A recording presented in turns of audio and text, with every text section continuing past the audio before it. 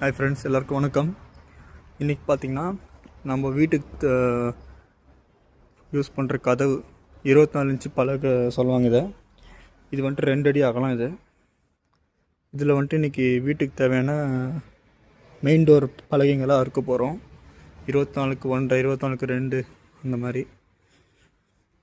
இதில் வந்துட்டு ஒரு அடி 1.5 அடி ஓப்பன் ஆயிருக்கு. இதை நம்ம அப்படியே 1.5 போட்டுன்னு வருவோம். பாருங்கள், இதுதான் வந்துட்டு வேங்கை ஃப்ரெண்ட்ஸ்.